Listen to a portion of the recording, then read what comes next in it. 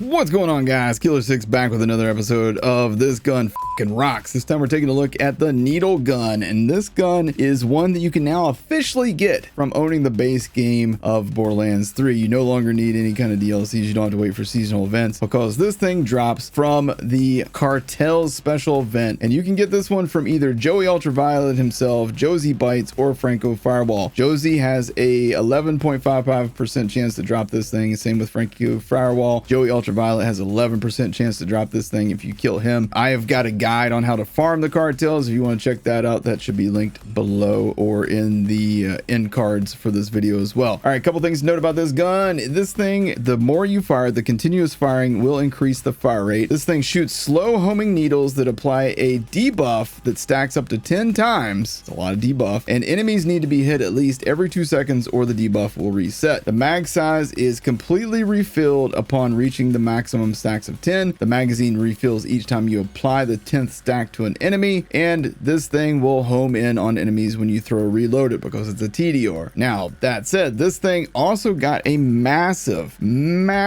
buff recently. On the 24th of June of this year, 2021, this thing received a 200% weapon damage buff. This thing still does suffer from the previous TDR negative 50% reload explosion damage nerf that all TDRs got a while back, so keep that in mind as well. All right, so let's just shoot this thing, and as you can see, the longer you're shooting enemies, the faster you see their health disappear, because you're basically debuffing them with those first shots, and then the more you shoot them, the faster that health bar disappears, making this just a fun gun for mobbing. It's actually also good for certain boss situations as well. This gun can spawn in every one of the elements, so keep that in mind also. So find yourself versions of this in every variety that you need in order to do all kinds of crazy damage. This gun is absolutely amazing on every single Vault Hunter. There is no wrong answer for this gun. I believe, in my opinion, this thing is probably best on both Amara and Zane, but that said, you can absolutely use this thing on every Vault Hunter and have a great time. All right, we got a Thieving Jabber here. Let's take him out real quick. As you can see, that absolutely melts enemies down. So like I said, this thing got a huge buff. Prior to that buff, this thing was actually pretty horrible, to be completely honest with you guys. When the Cartels event came around in previous years, this was not a gun that people were after at all. Everybody was after the OPQ. Everybody was after the no pew pew. Both of those have been known to be amazing for quite some time. But this one is one that just wasn't good until it got that 200% damage buff. And the fact that this thing can debuff enemies while still doing crazy damage makes it kind of like a super Grog Nozzle in some ways. Does that make sense? Like, you're debuffing enemies and you don't have to swap weapons. I mean, that to me is like just insane, honestly. Just the fact that you're debuffing these guys and then able to kill them because this gun actually does damage. It's pretty wild. And this is an armored, that was an armored enemy versus radiation. Radiation actually receives penalties when used against armor, but it didn't matter against that guy.